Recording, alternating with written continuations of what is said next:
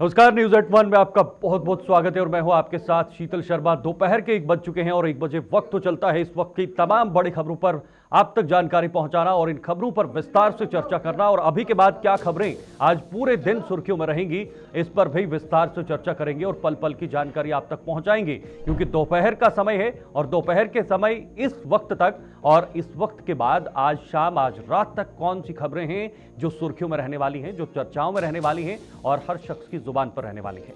तो चलिए बिना किसी देरी के आज शुरुआत करते हैं आज की पहली बड़ी खबर की, जो संभल से इस वक्त सामने आ रही है। संभल में आज 1978 दंगे की जांच होगी और देखिए ये बहुत बड़ी खबर आ रही है।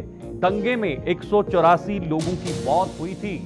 देखिए संभल अब सीधे विवादों में है, लगातार विवादों में है और योगी सरकार ने डीएम से रिपोर्ट मांगी है। इस मामले में 1 सप्ताह में जिला प्रशासन इसकी रिपोर्ट भी सौंपेगा। बहुत बड़ी खबर है संभल से, जहां पर अब 1978 दंगे की ये जांच होगी और इस जांच में अब जो जांच की प्रक्रिया है वो भी तेज हो चुकी है। प्रशासन इस पूरे मामले में जांच में जुट चुका है, क्योंकि जब से वहां पर इस पिछले साल जो दंगा हुआ था दिसंबर के महीने में, माफ कीजिए नवंबर के महीने में हुआ था और उसके बाद लगातार ये मामला सुर्खियों में रहा। संभल के अंदर अलग अलग गतिविधियां हुई, वहां पर खुदाई हुई, मंदिर मिलने के मामले आए। एक मंदिर वहां पर 40 साल के बाद खोला गया, उससे जो प्रमाण थे या जो सबूत थे वो निकलकर सामने आए। उन प्रमाणों के आधार पर, उन तर्कों के आधार पर अब कहीं ना कहीं संभल मामले की जांच हो सकती है। 1978 में संभल के अंदर एक बहुत बड़ा दंगा हुआ था और वो दंगा इतना भड़क हुआ था कि वहां पर बहुत सारा नुकसान होने की बात बताई गई थी और जिसमें हिंदू परिवारों ने वहां से अपनी जगह छोड़कर दूसरी जगह चले गए थे। एक रस्तोगी परिवार से वहां पर जो लोग रहने वाले थे उन्होंने दंगे के बाद वहां पर छोड़ दिया था, पलायन कर दिया था, क्योंकि वहां की स्थिति बहुत डर और भय वाली जो है वो बन गई थी। उसको लेकर वहां से उन्हें भागना पड़ा था। उसके बाद कुछ मंदिर वहां पर बंद रहे, जिस मंदिर का खुलासा किया गया संभल में जब पिछले नवंबर में हिंसा हुई थी। उसके बाद देखिए 1978 दंगों की फाइल खुलेगी, ये इसमें क्या अपडेट है वो बताएंगे। 47 साल पहले संभल में दंगे हुए थे, यानी आज से 47 साल पहले 1978 की ये पूरी बात है। अब फाइल को फिर से खंगाला जाएगा, यानी एक बार फिर से सामने लाई जाएगी। इस फाइल के जरिए और भी खुलासे हो सकते हैं। योगी सरकार का यह बड़ा फैसला माना जा रहा है संभल को लेकर यह जांच पड़ताल का। योगी आदित्यनाथ ने विधानसभा सत्र में इसका जिक्र भी किया था। देखिए 1978 दंगों की फाइल खुलने के बाद क्या क्या होगा और इसमें अपडेट क्या है। संभल में 29 मार्च 1978 को दंगे जो है वो भड़के थे। ये मार्च का महीना था और 29 मार्च के दिन ये दंगे भड़क गए थे। पुलिस ने पूरे इलाके में कर्फ्यू लगा दिया गया था और लगभग 2 महीने तक ये रहा था। हिंसा में 184 लोगों की जान गई थी। 184 लोगों की जान, आप खुद अंदाजा लगा सकते हैं, ये कोई छोटा मोटा नंबर नहीं है। 184 लोगों की जान जाना ये एक बहुत बड़ी बात है और इन्हीं दंगों की अब जब फाइल खुलेगी और फाइल खुलने के बाद एक एक चीजें निकल कर आएंगी, जब प्रशासन और पुलिस मिलकर संयुक्त रूप से इस पूरे मामले को लेकर जांच पड़ताल करेंगे, खासतौर पर संभल मामले में। अब संभल हर दिन कोई ना कोई बड़ी अपडेट लेकर आ रहा है और वो अपडेट हम आप तक पहुंचा रहे हैं। आज का ये बड़ा अपडेट है। देखिए करीब 169 केस दर्ज किए गए थे उस संभल मामले में। 1 सप्ताह में रिपोर्ट देनी होगी, यह अगले एक सप्ताह का समय दिया गया है और इसमें करीब 169 मामले दर्ज किए गए थे। हिंदुओं ने संभल से पलायन किया था, हिंदुओं ने वहां से पलायन किया था और उसकी तस्वीर अब साफ होती नजर आ रही है। अब पता लग रहा है कि वाकई में वहां से कई सारे हिंदू परिवार भागे थे। रस्तोगी परिवार ज्यादातर वहां पे थे जो भागे थे और जब पिछले दिनों में वहां पर मंदिर खुले थे, उस मंदिर खुलने के बाद बहुत सारी चीजें साफ हुई थी। मैं आपको बता दूं संभल में 1978 में ये दंगे की फाइल खुलनी है। प्रदेश सरकार ने 7 दिनों में रिपोर्ट मांगी है। जांच जो वहां पर टीम है, प्रशासन और पुलिस मामले की जांच करेंगे। विधानसभा सत्र में सीएम योगी आदित्यनाथ ने खुद इस मामले को लेकर वक्तव्य दिया था और इसके बाद से इस दिशा में काम तेज हो गया है और अभी भी चल रहा है। अब विधानसभा में सीएम का वक्तव्य क्या था? सीएम योगी ने दिसंबर में विधानसभा में कहा था 1947 से अभी तक संभल में 209 हिंदू मारे गए हैं सिर्फ दंगे की वजह से। 29 मार्च 1978 को दंगे में आगजनी की घटनाएं हुई थी। संभल हिंसा के दौरान में कई हिंदू मारे गए थे। भय के चलते 40 रस्तोगी परिवारों ने घर छोड़ा था। मंदिर में कोई पूजा करने वाला बचा नहीं था और ये तमाम चीजें वहां पर हुई थी। विजेंद्र हमारे साथ, हमारे सहयोगी इस खबर पर ज्यादा जानकारी के लिए जुड़े हुए हैं। मैं सीधे विजेंद्र का रुख करूंगा।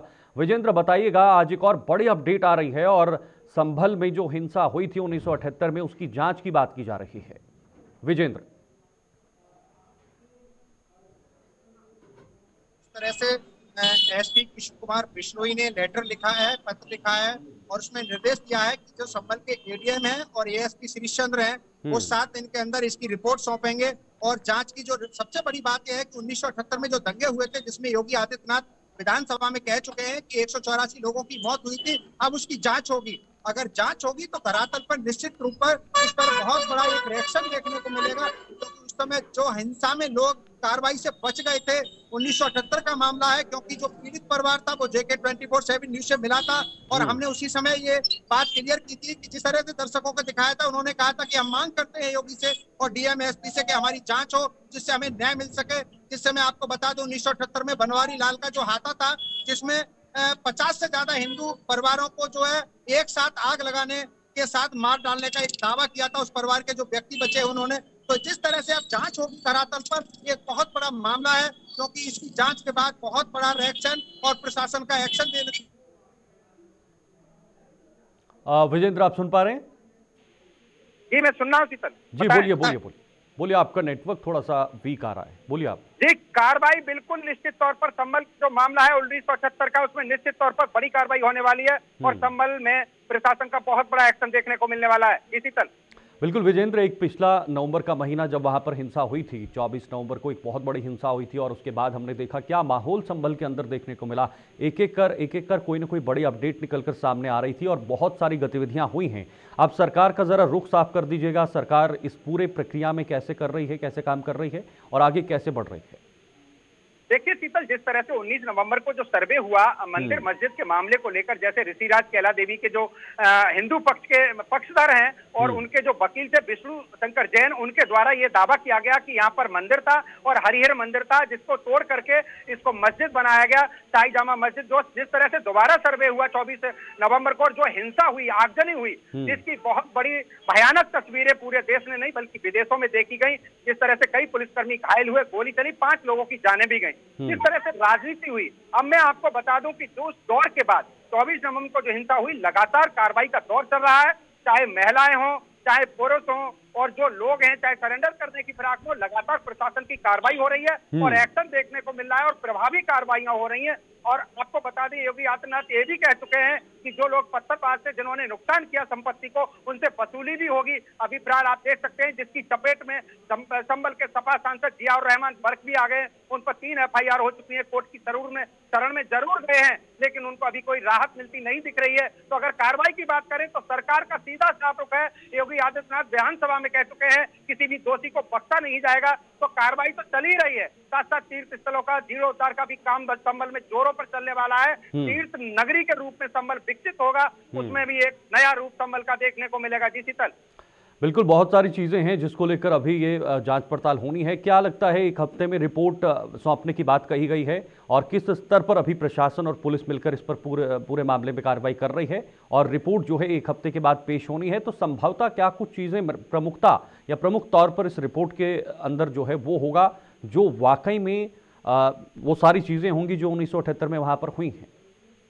बिल्कुल शीतल, मैं आपको विस्तार से बता दूं, जो वहां के लोग थे जो जिंदा हैं, जिनसे हमारी JK 24/7 न्यूज से बात हुई, जिस समय मंदिर का मामला चल रहा था, जो प्राचीन शिव मंदिर निकला था, उस समय वो परिवार वहां पहुंचा मंदिर पर और उन्होंने ये दावा किया था कि जिस समय जो तस्वीरें 1978 में जो हुआ संभल में, उसकी तस्वीरें उन्होंने बताई। उनका कहना था कि उस समय जो जिलाधिकारी थे फरत अली, उन्होंने उन पर भी आरोप लगाए कि जहां हिंसा होती रही, लोग मरते रहे, वहां पर डीएम ने पुलिस को नहीं भेजा।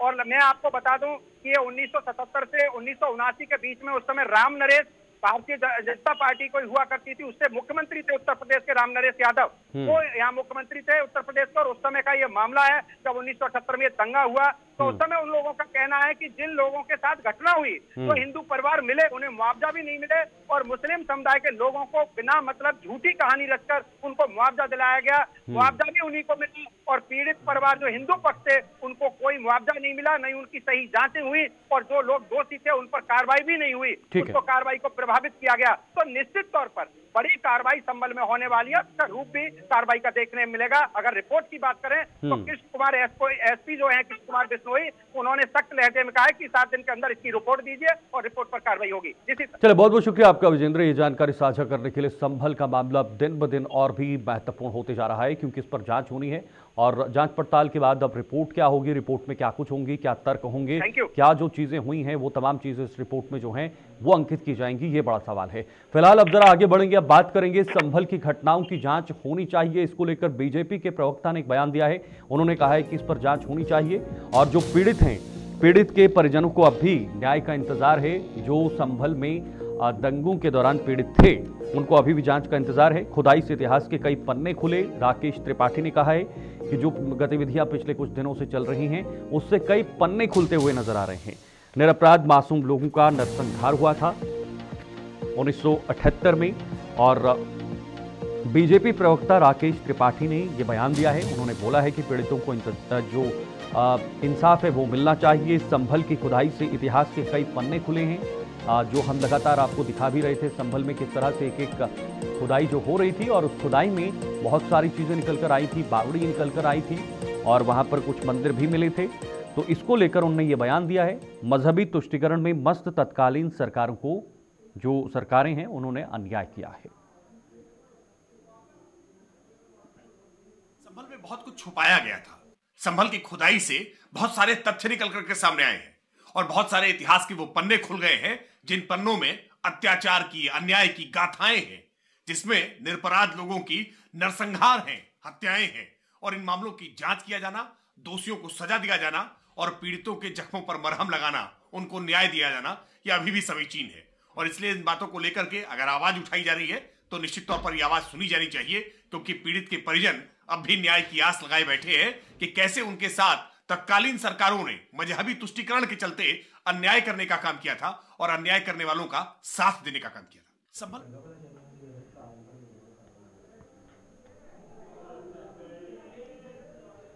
एक और बड़ी खबर है संभल से ही, आपको बता दें संभल में मंदिर और मस्जिद का विवाद थमने का नाम नहीं ले रहा है, लेकिन एक और इसी तरह का विवाद निकलकर सामने आया है। मैं आपको समझाना चाहूँगा और बताना चाहूँगा किस तरह से संभल में एक और ईदगाह पर जो है वो मंदिर होने का दावा किया गया है। संभल में नहीं थम रहा मंदिर और मस्जिद का विवाद, ये बढ़ रहा है। मंदिर की जमीन पर ईदगाह बनाने का ये पूरा मामला है और चंदौसी में हिंदूवादी नेता ने मंदिर का दावा किया है और हिंदूवादी नेता ने पिछली सरकार पर गंभीर आरोप लगाए हैं। उन्होंने कहा है कि पिछली सरकारों के चलते ये सब चीज़ें हुई हैं, जहां पर हिंदुओं के मंदिरों को छुपाया गया है, उन्हें दबाया गया है और भी सारी चीज़ें हुई हैं। बहुत बड़ी बात है कि अब संभल की जो घटनाएं हैं वो दिन ब दिन सामने आ रही हैं। चंदौसी में भी बहुत सारी खुदाई हुई थी और अब ये नया मामला सामने आया है जिसमें कहा गया है कि भाई जहाँ पर ईदगाह है वहाँ पर मंदिर था और इसको जबरन तरीके से पिछली सरकारों के संरक्षण में इसको बदला गया है। देखिए, संभल में जामा मस्जिद हरिमंदिर विवाद के निस्तारण से पहले एक और धर्मस्थल विवाद सामने आए हैं। ये जगह का मामला है। ईदगाह को मंदिर की जमीन पर बनाने और सपा सरकार में ईदगाह में निर्माण कर मंदिर को सुंदरता को ढकने का आरोप लगाया है। इसमें चंदौसी में हिंदूवादी नेता ने चंदौसी की ईदगाह को शिव मंदिर की जमीन पर बनाने का दावा किया है। दावे के अनुसार शिव मंदिर को हिंदू परिवार ने जमीन दी थी जिस पर ईदगाह बनाई गई थी। ये तमाम चीजें हिंदूवादी नेता ने कहीं। अब ये देखना दिलचस्प है कि ये जो दावे हो रहे हैं, इन दावों को सरकार किस तरह से संज्ञान में लेती है और इन पर क्या जो आउटकम है वो निकल कर आएगा। सपा सरकार में ईदगाह में जबरन मीनार आदि बनाकर मंदिर की सुंदरता को ढकने का आरोप हिंदूवादी नेता ने लगाया है। उन्होंने कहा है कि ईदगाह निर्माण में गंभीर वहां पर चीजें बदली हैं और ये गंभीर आरोप हैं। ईदगाह के कानूनी सलाहकार ने पुराना ईदगाह बताते हुए हिंदू बस्ती में कब्रिस्तान होने का दावा किया है। उसके पलटवार में, उसके जवाब में और ईदगाह एवं कब्रिस्तान के प्रतिदावों से जिले में एक और बहस छिड़ने की आशंका पैदा हो गई है। यानी संभल में एक और बड़ी बहस छिड़ सकती है इस ईदगाह मामले को लेकर, जिस तरह से हिंदूवादी नेता ने वहां पर दावे किए हैं। अब ये तमाम जो चीजें निकल कर आ रही हैं ये बहुत इंटरेस्टिंग है। हालांकि सभी धर्मों का बराबर सम्मान ये जरूरी भी है। सत्य बात है ये, जो वहाँ पे महादेव जी का, शिव जी का बहुत प्राचीन मंदिर है और हिंदू परिवार की भूमि पर ही वो मंदिर बना हुआ है और वो सारा प्रांगण हिंदू परिवार ने ही दान दिया था। लेकिन सपा सरकार में वहाँ का ईदगाह का जो अवैध रूप से निर्माण कर दिया गया, मुस्लिम धर्मस्थल का निर्माण वहाँ कर दिया है। और पिछले हमने जो सब सपा सरकार थी तो वहाँ वो मीनारे बना रहे थे ईदगाह पर, तो हमने काफ़ी प्रयासों से आंदोलन किया और हमने शिकायतें करी प्रशासनिक अधिकारियों को, तब वो जाके उसकी मीनारें रुकी। लेकिन फिर भी उन्होंने उस ईदगाह को इतना ऊंचा कर दिया है, जो हमारा मंदिर ढक दिया है, उसका आवागमन का मार्ग अवरुद्ध कर दिया है। और हम तो माननीय सीएम साहब से, योगी आदित्यनाथ जी से ये चाहेंगे कि उस ईदगाह की या उसकी जांच करा ली जाए। वो मंदिर की ही भूमि है जो अवैध रूप से जुड़ी हुई है, उसके दास्तेबाज खगाले जाए तो वो मंदिर का ही भूमि निकलेगी और हिंदू परिवार की वो भूमि है जिस पे अवैध ये ढांचा खड़ा करा गया है। 2 सालों से जो है नमाज पढ़ी जा रही है और ईद की नमाज पढ़ी जाती है और हम तो बचपन से देखते चले आए हैं, यहाँ नमाज पढ़ी है। और इसके बराबर में सामने एक मस्जिद है और आगे कब्रिस्तान है। ये सब मुस्लिम समुदाय की प्रॉपर्टी है, जहाँ पे फर्जी तरीके से लोग जो कब्जा करना चाह रहे हैं और गलत है। ये ईदगाह है, वहाँ ईदगाह रहेगी।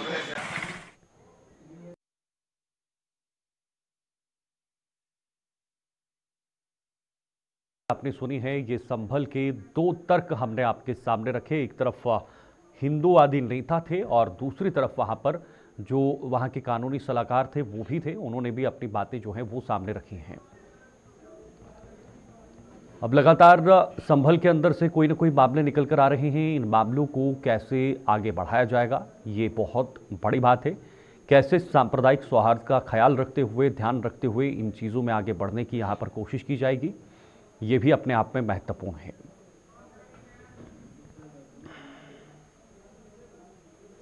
आगे बढ़ेंगे। अब बात जरा राजधानी दिल्ली की होगी और राजधानी दिल्ली की सियासत को लेकर होगी, क्योंकि राजधानी दिल्ली की सियासत अब दिन ब दिन जोर पकड़ रही है और इस सियासत की गर्माहट ना सिर्फ राजधानी दिल्ली में बल्कि आसपास के राज्यों तक पहुंच गई है। देखिए, केजरीवाल ने पीएम मोदी को पत्र लिखा है, ये बड़ी अपडेट इस वक्त की है, और प्रधानमंत्री और गृह मंत्री को लेकर निशाना साधा है। देखिए, ये सीधे निशाना साधा है। जाटों से वादा जो किया था वो पूरा कब होगा, ये केजरीवाल ने पूछा है। चुनाव के पहले बीजेपी को जाटों की याद आती है, ये अरविंद केजरीवाल ने कहा है। लेकिन अरविंद केजरीवाल ने भी एक विशेष पर्टिकुलर जाति को यहां पर इसको लेकर सवाल खड़ा किया है। चुनाव के वक्त ही जाट याद आते हैं। जाट समाज से जो वादा है, किया गया वादा है, वो पूरा कब करेंगे? झूठ बोलना अच्छी बात नहीं है। अरविंद केजरीवाल ने बहुत इनोसेंट तरीके से अरविंद केजरीवाल ने ये सवाल पूछे हैं। उन्होंने प्रधानमंत्री मोदी और गृह मंत्री पर निशाना साधा है। तो ये पूरा मामला जातिवाद को लेकर है, क्योंकि जातिवाद चुनाव में एक बहुत बड़ी भूमिका होता है और जाति को कैसे संभालना है, कैसे साधना है, ये राजनीतिक पार्टियां अच्छी तरीके से जानती हैं। लेकिन बड़ी बात यह है कि क्या वाकई में जमीन पर ये चीजें तय नहीं होती? क्या वाकई में जमीन पर जो किए गए वादे हैं वो दिखाई नहीं देते?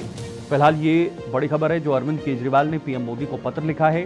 उन्होंने कहा है कि जाटों से किया गया वादा कब पूरा होगा। ये केजरीवाल ने कहा, चुनाव के पहले बीजेपी को जाटों की याद क्यों आती है? चुनाव के वक्त ही आपको जाट याद क्यों आते हैं? जाट समाज से वादा किया गया पूरा कब करेंगे?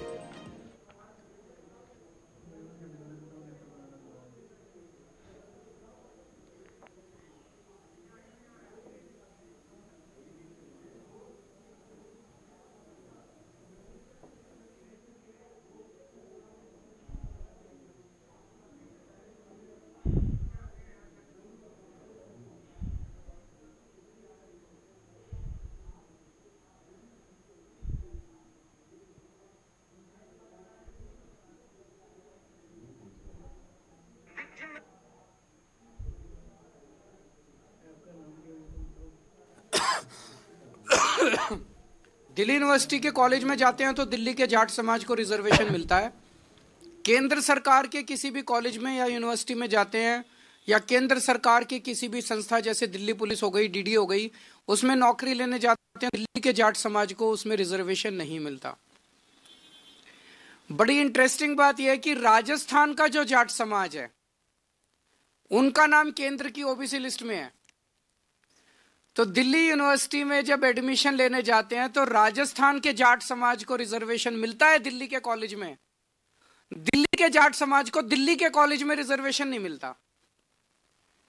ये तो हमारे पूरे दिल्ली के जाट समाज के भाइयों के साथ, बहनों के साथ बहुत बड़ा अन्याय है। और ये अन्याय ये जले पे नमक छिड़कने जैसा है कि 4 बार पिछले 10 साल में प्रधानमंत्री जी ने अपने घर बुला के और अमित शाह जी ने जाट समाज के नेताओं को आश्वासन दिया, भरोसा दिया, वचन दिया, गारंटी दी कि दिल्ली के जाट समाज को केंद्र की ओबीसी लिस्ट के अंदर डाला जाएगा। 26 मार्च 2015 को प्रधानमंत्री मोदी जी ने दिल्ली जाट समाज के प्रतिनिधियों को अपने घर बुलाकर यह वादा किया कि उन्हें केंद्र की ओबीसी लिस्ट में दिल्ली के जाट समाज को शामिल किया जाएगा। 26 मार्च 2015 को नहीं किया। उसके बावजूद 8 फरवरी 2017 को अमित शाह जी ने यूपी चुनाव से पहले चौधरी वीरेंद्र सिंह के घर फिर से दिल्ली और देश के जाट नेताओं को यह वादा किया कि जो स्टेट लिस्ट में ओबीसी जाते हैं उनको केंद्र की लिस्ट में जोड़ा जाएगा। फिर भी नहीं किया। 2019 के लोकसभा चुनाव से पहले दिल्ली में प्रवेश वर्मा के आवास पर अमित शाह ने जाट नेताओं से मिले, फिर वादा किया कि दिल्ली के जाट समाज को केंद्र की ओबीसी लिस्ट में शामिल किया जाएगा। फिर धोखा दिया, फिर नहीं किया। 2022 में दिल्ली में फिर सैकड़ों जाट नेताओं को बुलाकर अमित शाह जी मिले और वादा किया और फिर से धोखा दे दिया। तो पिछले 10 साल में 4 बार, 3 बार दिल्ली के देश के गृह मंत्री ने और 1 बार देश के प्रधानमंत्री ने पूरे जाट समाज को बुला के बोला, अगर प्रधानमंत्री और गृह मंत्री झूठ बोलेंगे, अगर प्रधानमंत्री और गृह मंत्री अपने वादे को पूरा नहीं करेंगे, अगर प्रधानमंत्री और गृह मंत्री को जाटों की याद केवल चुनाव के पहले आती है, आप देख रहे हो हर चुनाव के पहले जाट समाज को बुलाते हैं, कहते हैं वोट दे दो, इस बार वोट दे दो, अगली बार कर देंगे, इस बार वोट दे, और कभी नहीं करते, कभी नहीं करते। अगर प्रधानमंत्री और गृह मंत्री इस तरह से झूठ बोलेंगे तो फिर तो देश में कुछ बचेगा ही नहीं। फिर क्या बचेगा उसके बाद? किसके पास जाएं इसके बाद? अब ये बड़े मजे की बात है, जैसे मैंने बताया कि दिल्ली पुलिस में राजस्थान के जाट समाज को रिजर्वेशन मिलता है, दिल्ली के जाट समाज को नहीं मिलता। एनडीएमसी में, डीडीए में, सफदरजंग अस्पताल में, ऑल इंडिया मेडिकल में राजस्थान के जाट समाज को रिजर्वेशन मिलता है, दिल्ली के जाट समाज को नहीं मिलता। दिल्ली के अंदर दिल्ली वालों को रिजर्वेशन नहीं मिलता, बाहर वालों को मिलता है। भाई ऐसा क्यों? तो मैंने कल प्रधानमंत्री जी को चिट्ठी लिखी है, उस चिट्ठी की कॉपी अभी आप सब लोगों को बांट दी जाएगी। मैंने प्रधानमंत्री जी को उनके वादे, उनके और अमित शाह जी के वादे याद दिलाए हैं कि आप ये वादा पूरा कीजिए और जाट समाज के साथ धोखा किया गया है।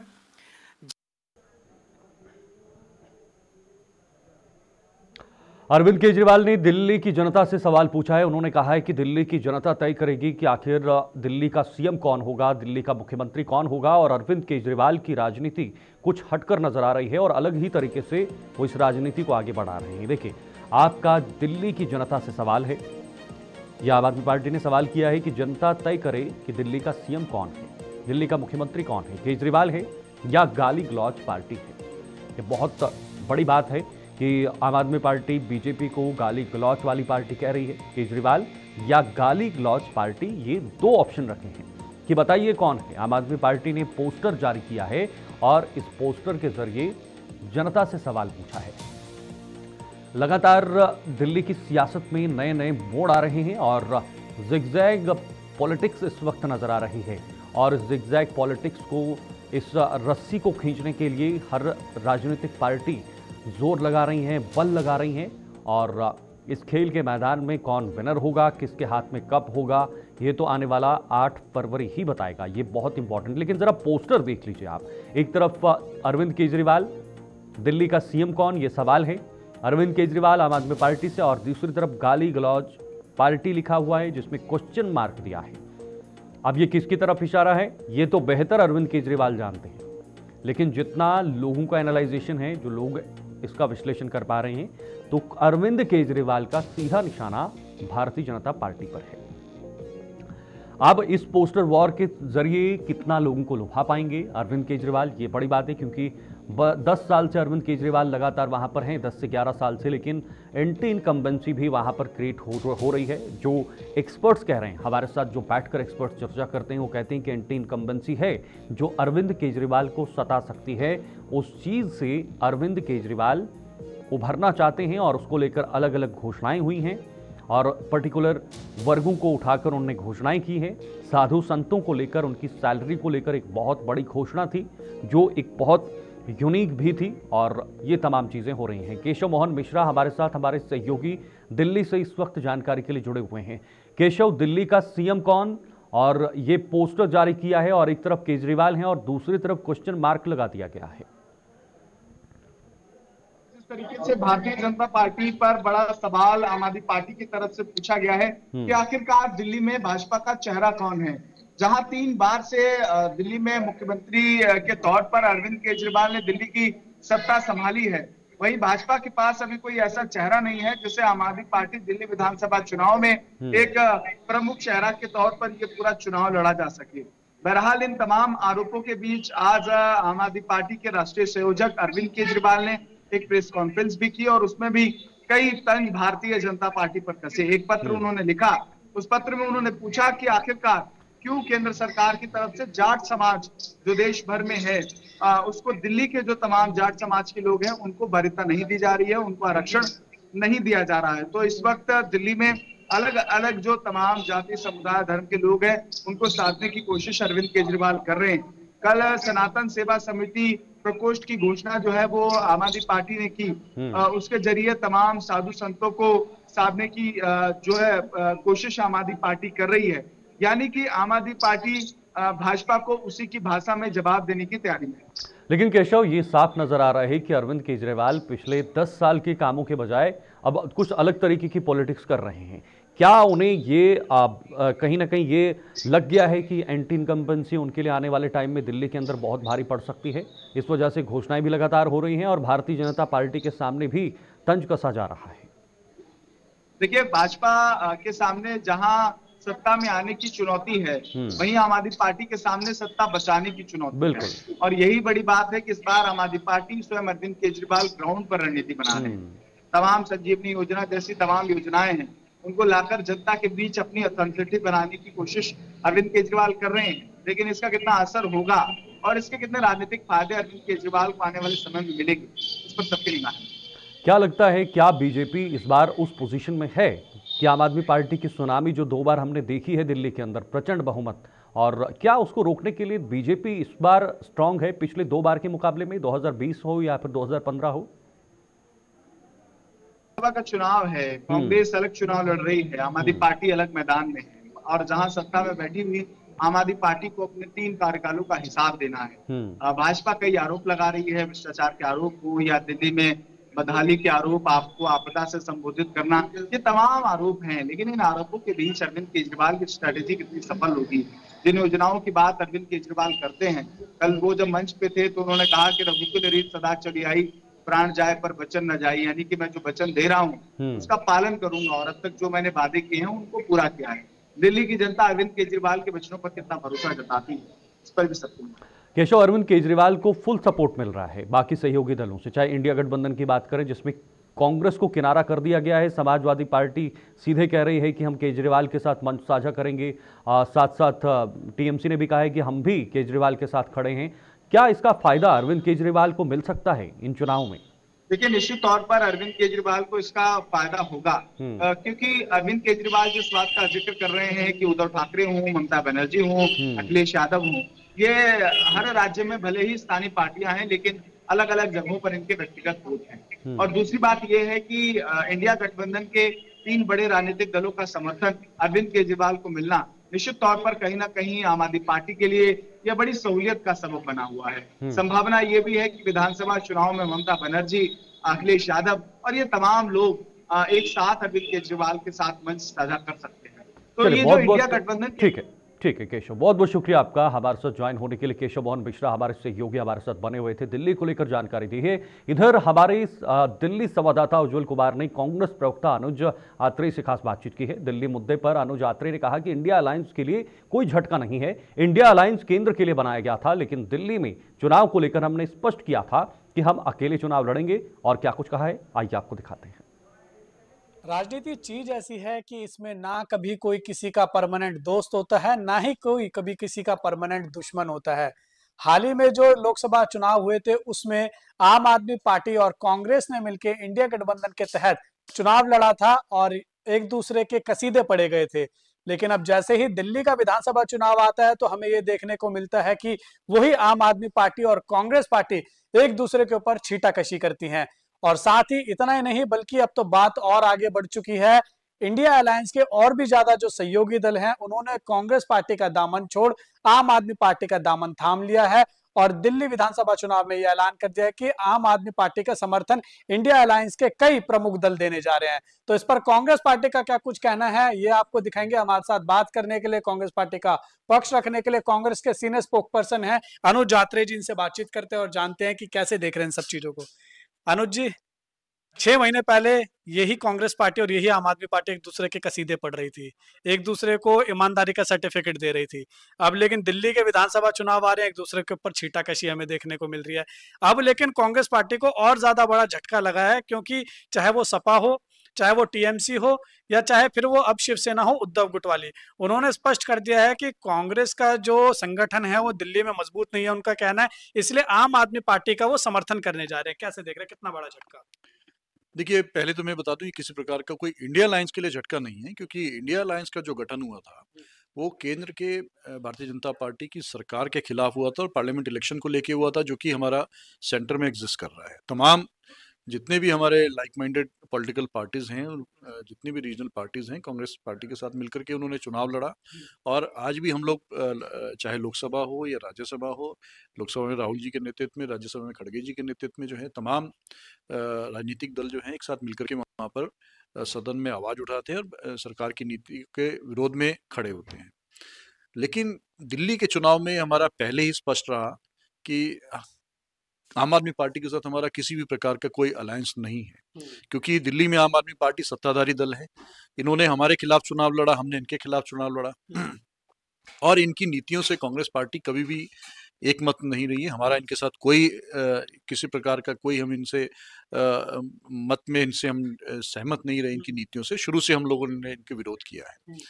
यह अलग बात है कि इनका भी जो पदार्पण हुआ था कांग्रेस पार्टियों के लिए ऊपर झूठे आरोप लगा करके, अनर्गल आरोप लगा करके, अन्ना आंदोलन को आगे करके आम आदमी पार्टी बीजेपी और आरएसएस के साथ मिलकर के रामलीला ग्राउंड में एक आंदोलन चलाया और झूठे आरोप लगाए, लगातार आरोप लगाए, जनता को गुमराह किया। लेकिन हमारे तो आरोप तथ्य के आधार पर है। शराब घोटाला जो हुआ उसकी शिकायत कांग्रेस पार्टी ने की, डीटीसी बस घोटाला हुआ उसकी शिकायत कांग्रेस पार्टी ने की, दिल्ली जो कांग्रेस की जब सरकार गई तो एक सरप्लस बजट वाला स्टेट होता था, इनके आने पर अब जो है वो डेफिसिट बजट का हो गया, घाटे का बजट हो गया, सीएजी की रिपोर्ट बताती है। और तमाम डिपार्टमेंट जो हैं वो घाटे में चल रहे हैं। जो मुनाफे में हुआ करते थे, जल बोर्ड कांग्रेस की सरकार में 500 करोड़ के मुनाफे में था, आज 75,000 करोड़ के घाटे में चल रहा है। तो हम कैसे इनके साथ सहमत हो सकते हैं और कैसे इनका हम समर्थन ले सकते हैं, इनको समर्थन दे सकते हैं? संभव नहीं है। सवाल ये है कि जनता की आवाज उठाना कांग्रेस पार्टी का धर्म है, क्योंकि भारतीय जनता पार्टी भी सत्ताधारी दल है, केंद्र में सत्ता थी, चल रही है इनकी, 15 साल इन्होंने नगर निगम में सत्ता की है, साथ साथ इनके सांसद हैं, वही आम आदमी पार्टी दिल्ली में सरकार है। तो ये तो आपस में पर्दे के पीछे एक हैं, लेकिन जनता की आवाज विपक्ष के रूप में कांग्रेस ने उठाई है और कांग्रेस ही उठाती है। लेकिन आप लोगों के जो, जैसा हम बातचीत कर रहे थे अभी शुरुआत में, मैंने बोला कि जो आप लोगों के इंडिया अलायंस के सहयोगी दल है, क्यों कांग्रेस पार्टी का साथ छोड़ रहे हैं अनुज जी? क्यों कांग्रेस पार्टी के साथ नहीं जा रहे? वो तो साफ तौर पर कह रहे हैं कि दिल्ली में कांग्रेस पार्टी का कोई वर्चस्व नहीं है, जो आपका संगठन है वो बिल्कुल भी मजबूत नहीं है, और दिल्ली में अगर भाजपा को कोई हरा सकती है तो आम आदमी पार्टी है। आप लोगों का तो साथ छोड़ दिया उन्होंने। देखिए, मुझे ये बता दीजिए कि वो दिल्ली में किसका साथ दे सकते हैं और क्या कभी उन्होंने कांग्रेस का साथ दिया या कांग्रेस से उन्होंने साथ दिया, जब उनका यहाँ कोई आधार ही नहीं है। अगर आप शिवसेना की बात करें, टीएमसी की बात करें, समाजवादी पार्टी की बात करें, ठीक है, सब लोग सम्मानित सहयोगी हैं इंडिया अलायंस के और हम लोग हमारे पार्टी के सम्मानित साथी हैं। लेकिन दिल्ली में उनका एक कटु सत्य है कि दिल्ली में उनका कोई आधार नहीं है। अब वो एक केवल बयान देने से पे कहने की हम लोग समर्थन दे रहे हैं, आप चुनाव लड़ते या तो अगर उसका फायदा तब होता है या उसकी बात का वजन तब होता है कि आप कहते हैं जी हम ठीक है, दिल्ली में हमारा इतना वोट परसेंट शेयर था, हम इतनी सीटें जीते थे या इतनी सीटों पे नंबर 2 पे रहे थे, हम इनके पक्ष में समर्थन दे रहे हैं, इनके पक्ष में चुनाव नहीं लड़ रहे हैं।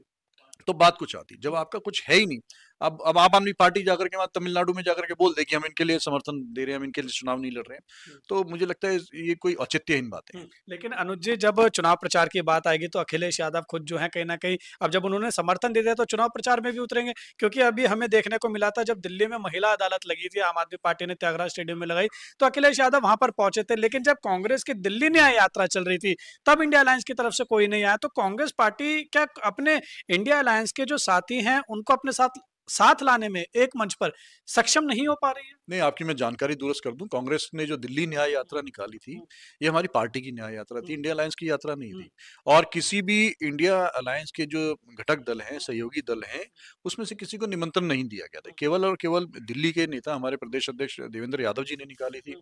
तो इसमें किसी के नहीं आने का सवाल तो तब होता ना जब आपने किसी को निमंत्रण दिया होता, जब किसी को बुलाया नहीं तो फिर कोई आते कैसे। बाकी कांग्रेस के बारे में कुछ नहीं बोलते हैं, वो सिर्फ देखिए, वो नहीं, वो स्वतंत्र राजनीतिक दल हैं, उनकी स्वतंत्र नीतियां हैं, केंद्र में वो कांग्रेस के साथ हैं, हमारा उनके साथ पिछली बार उत्तर प्रदेश के विधानसभा चुनाव में अलायंस हुआ था, अभी बाईपोल्स थे, हमने उनके साथ अलायंस की एक धर्म निभाते हुए हमने उनके समर्थन में, हमने उनका पक्ष में वहां पे प्रचार भी किया था और उनके पक्ष में हमने अपने कैंडिडेट्स नहीं उतारे थे। ऐसे ही उन्होंने भी ऐसे ये किया था। वो पहले हरियाणा में उन्होंने हमारे पक्ष में अपने कैंडिडेट्स एक भी सीट पर नहीं उतारे।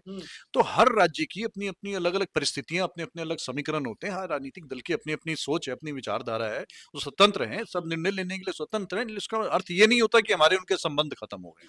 ठीक है, वो अखिलेश जी बड़े नेता है, अगर वो कहीं किसी के कार्यक्रम में जाना चाहते हैं तो बिल्कुल उसमें किसी को कोई आपत्ति।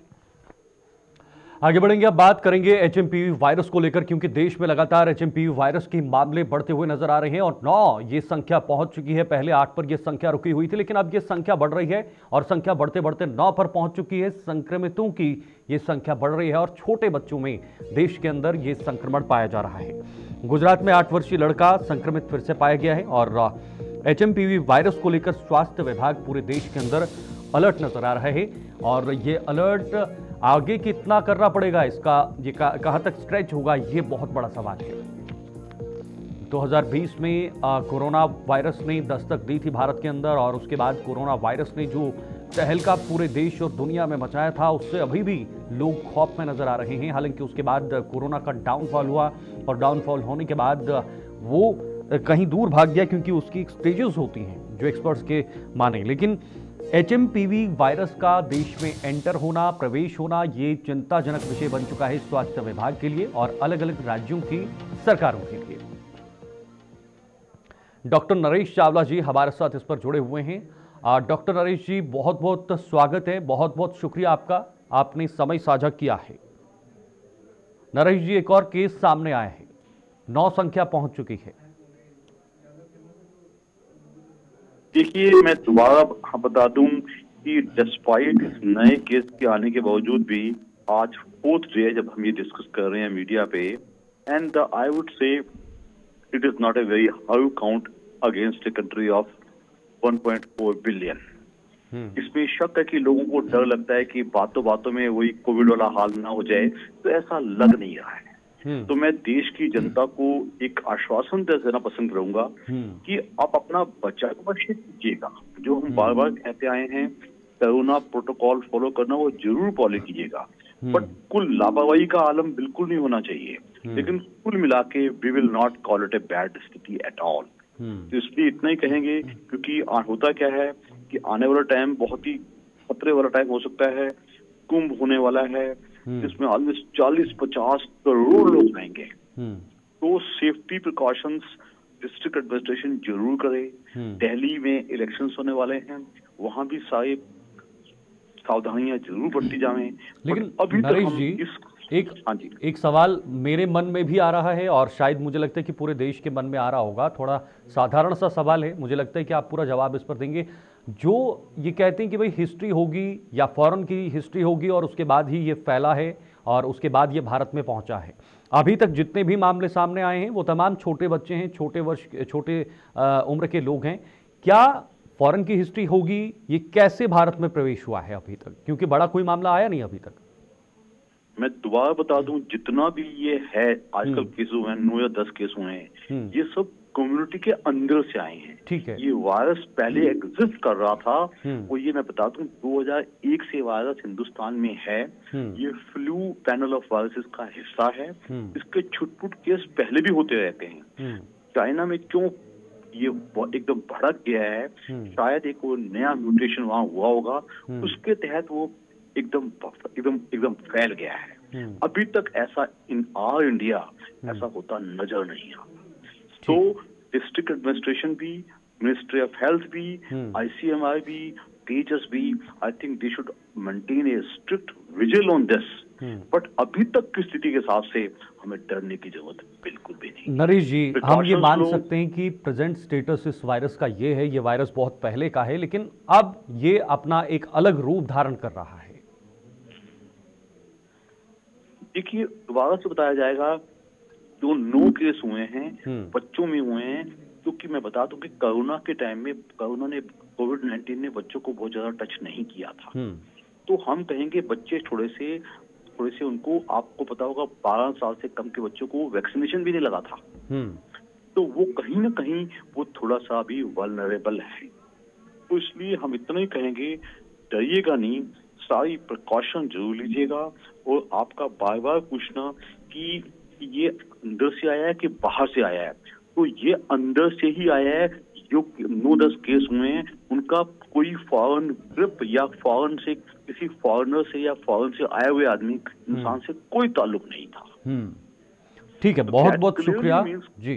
थैंक यू, बहुत बहुत शुक्रिया नरेश जी, आपने समय निकाला और हमारे साथ समय साझा किया। नरेश अग्रवाल जी हमारे साथ बने हुए थे, क्योंकि ये HMPV वायरस एक बार फिर से बड़ा मामला है। हालांकि ये बहुत पुराना वायरस है, लेकिन अभी इस वायरस ने अपनी स्टेज को बदला है, अपने रूप को बदला है, और ये इस अलग रूप में इस वक्त जो भारत में लगातार केसेस आ रहे हैं, छोटी उम्र के बच्चों में दिखाई दे रहे हैं। आप सतर्क रहिएगा इस वायरस को लेकर, क्योंकि